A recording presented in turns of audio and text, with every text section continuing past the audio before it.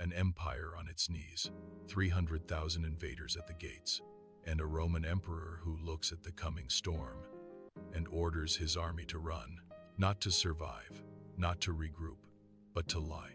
Because sometimes the only way to win a battle is to convince your enemy that you've already lost. You have two options, and both end with your throat cut. Option A, you hold the line. Your legions fight with honor and are swallowed by a human tide that outnumbers you 10 to 1. By nightfall, Rome is nothing but smoke on the horizon. Option B, you order the retreat. Discipline cracks. Fear spreads faster than steel. The withdrawal turns into a slaughter, and your name becomes synonymous with cowardice, the emperor who watched the empire fall. Claudius II stood over the Valley of Naissus and understood something most rulers never do. Courage alone would not save Rome. The year is 268. This is not the Rome of polished marble and triumphal parades. This is a Rome rotting from the inside. For 50 years, emperors have risen and fallen like sparks in a storm, more than 20 of them, most murdered by their own soldiers. The treasury is empty. Trade has collapsed. A plague stalks the streets of the capital, carrying off thousands every day. The empire is not a fortress. It is a wounded animal, staggering, and from the north comes the scent of blood. The Goths are not simply marching. They are moving their world. Ancient sources speak of hundreds of thousands warriors, families, livestock, wagons creaking under the weight of everything they own. They cross the Danube like a rising flood. They build ships. They tear through the cities of Greece and along the Black Sea, Thessalonica, Athens, Corinth, stripping them of treasure, then flame. They are not raiders. They are settlers. They want land. And between them and that land stands Claudius and an army that is only a shadow of Rome's former glory. If he meets strength with strength, he will be crushed. The Goths have too many bodies, too much momentum. Rome cannot afford another glorious defeat. So Claudius makes a decision that feels like madness. He will stand in the valley, but he will not fight, not at first. At his side is a cavalry commander whose name will one day eclipse even his own Aurelian. Together, they study the hills, the forests, the narrow throat of the valley. They see something the Goths do not. Momentum can be turned, but only if the enemy believes he has already won. Claudius is about to order the most disciplined war machine in the world to commit the unthinkable, to pretend to be afraid.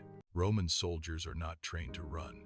From the first day they put on armor, they are taught one sacred truth: the line must hold. Shields locked, eyes forward, discipline over fear. To break formation is death. To turn your back is dishonor. And now their emperor is asking them to do exactly that. The Gothic war horn echoes across the valley, deep, animal, relentless. It rolls over the hills like thunder. Then they appear.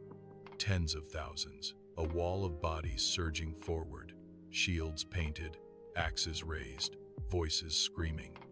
It is not a neat formation. It is a wave. And waves do not negotiate.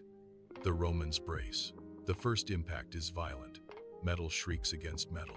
Spears splinter. Shields buckle under the weight of the charge. The line bends but does not break.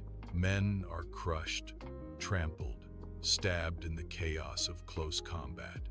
Then comes the signal, a horn call, sharp and precise. The Roman front ranks step back, one step, then another.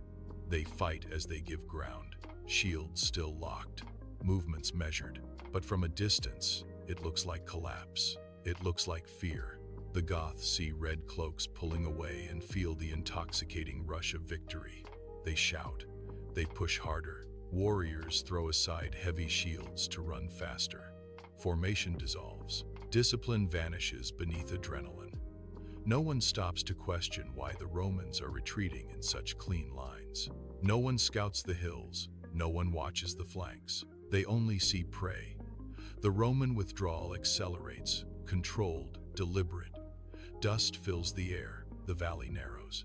The ground dips slightly, almost imperceptibly, drawing the Gothic mass inward like a funnel. Claudius watches. This is the most dangerous moment. If a single unit panics for real, the illusion shatters. If the Goths sense a trap, they will halt and regroup. Everything depends on timing measured in heartbeats. The signal sounds again, and in one breath, the world changes. Roman heels dig into the earth. Sandals grind against soil. Bodies pivot as 180 degrees. Shields slam together with a thunderous crash. Spears lower into a forest of iron points. The fleeing army becomes a wall. The front ranks of Goths try to stop. But there are thousands behind them, still charging, still pushing. Momentum does not understand caution. Men are forced forward against their will. They collide with Roman shields. They impale themselves on waiting spears.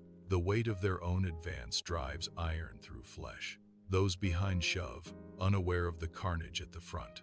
Screams replace battle cries. Confusion ripples backward too late, and then the trap closes completely. From the forests on either side of the valley, Roman cavalry erupts like a storm breaking from the earth itself. At their head rides Aurelian. Horse hooves pound the ground. Lances level. The cavalry slams into the exposed Gothic flanks with crushing force. There are no shields raised to meet them, no formation to absorb the shock. The hunters become the hunted.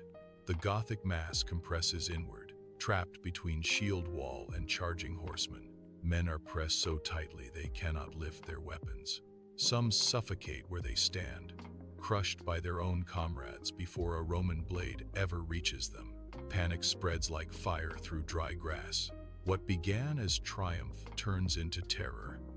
By sunset, the Valley of Naissus is carpeted with bodies. Tens of thousands lie dead or dying. The air is thick with dust, blood, and the metallic scent of slaughter. But the Goths are not finished. The survivors retreat, dragging wagons into a circle, chaining them together into a fortress of wood and desperation. A wagonburg, a wall of wheels and timber bristling with defenders. Claudius does not rush the assault. He does not waste lives in a frontal attack against men with nothing left to lose. He chooses a slower weapon. He surrounds them. The Roman army tightens its grip around the wagon fortress. No heroic charges. No desperate assaults against wooden walls. Claudius understands something the Goths are only beginning to feel. Time is now his ally. Inside the ring of chained wagons, food dwindles. Water grows foul. The wounded moan through the night. Corpses pile up, and there is nowhere left to bury them. Smoke from small fires clings to the air, heavy with the scent of rot. The Goths had come south believing Rome was dying. Now they are the ones trapped, watching death creep closer with every sunrise. Days stretch into weeks. Hunger sharpens tempers. Discipline collapses. The same momentum that once crushed cities now turns inward, splintering what remains of their unity. Then sickness arrives. The plague that has already ravaged the empire slips silently into the Gothic camp. It does not care about courage or numbers. It does not respect walls of wood and iron. It spreads from body to body, invisible and relentless. Men who survive the spears of Naissus begin to die coughing in the dirt. Desperation explodes into action. Under cover of darkness, sections of the wagon wall are torn apart. Thousands attempt a breakout, crashing into the Roman lines in chaotic waves. Some succeed. They scatter into the Balkan mountains, no longer an army, just fragments of a broken migration, trying to outrun hunger and disease. Claudius does not celebrate too soon. He sends his forces in pursuit. Winter closes its fist around the mountains. Snow buries paths. Supplies vanish. The Goths, already starving, find no refuge. Cold and exhaustion finish what Roman steel began. One by one, their leaders surrender.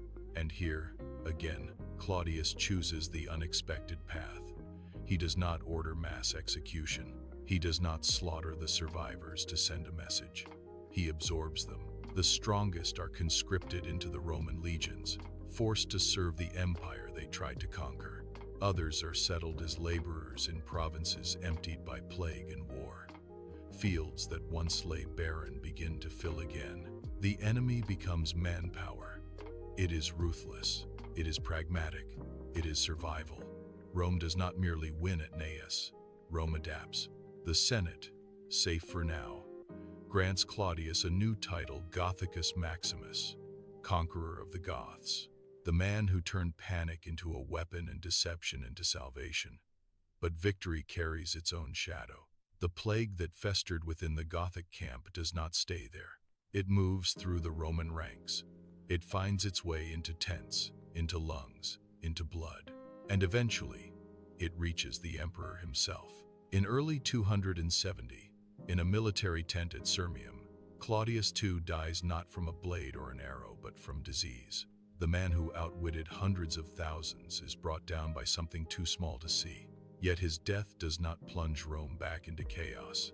There is no scramble for the throne, no civil war ignited by ambition. The legions know who saved them in the valley. They remember the cavalry that shattered the Gothic flanks.